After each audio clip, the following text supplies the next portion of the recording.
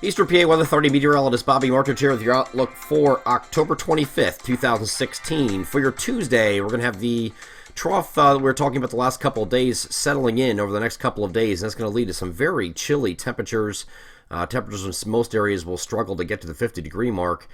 May get into the lower 50s further south and east here, but it will definitely be noticeably cooler today than it was on Monday, even though Monday wasn't really a particularly warm day in its own right. But the big story tonight is going to be the freezes that are going to occur over areas that have not seen a sub-freezing temperature yet, and I do think that happens over a very large area tonight.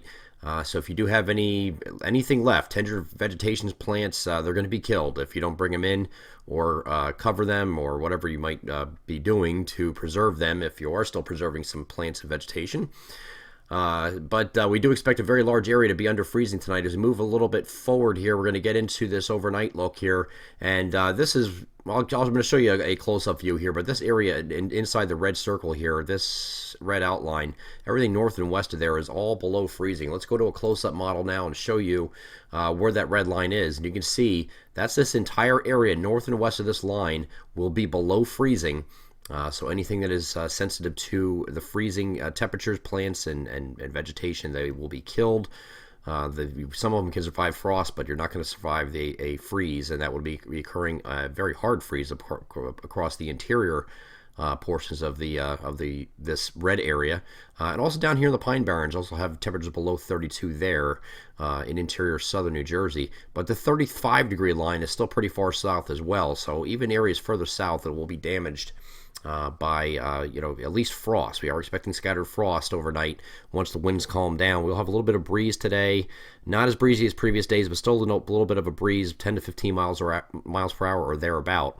That will die down overnight, and is when we get into late night, when we get into these mostly clear skies and calm winds, is when we have the scattered frost that will develop, and that's anywhere in this blue here, anywhere north and west of the blue. So that only excludes the extreme coastal regions and the southern two-thirds of Delaware for that not to occur. But elsewhere, expect the frost and the freeze anywhere north of this red line here. So that's going to be a very chilly morning here for Wednesday morning. And then we have this other system that's moving in. This is a little interesting too, because this is going to get into our area, looks like after midnight on Wednesday night, and temperatures are going to start taking a nosedive again out ahead of this. So there is a system moving in from the west right here, and you do have warm air advection coming in with this, so it is going to warm things up. But at the initial, when it first starts coming in, if it can get in here soon enough, these areas right here that I'm circling could get into at least some snowfall to start. Now, I don't think this is going to be one of those a big deal. It might be just some coatings up here, maybe an inch if you're lucky,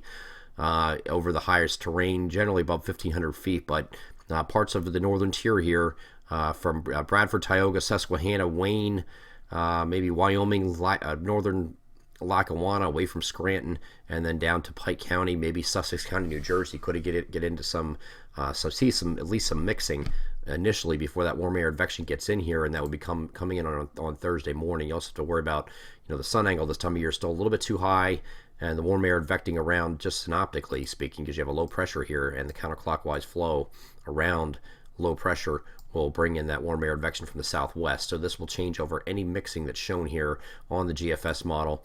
I do think this is a possibility up in this area. The European model is showing it as well. But that does change over to rain for everybody. And this rain will continue for much of the day here on Thursday, probably ending in eastern areas during the evening hours. And then this pulls away. So Friday is going to turn out to be a partly cloudy day.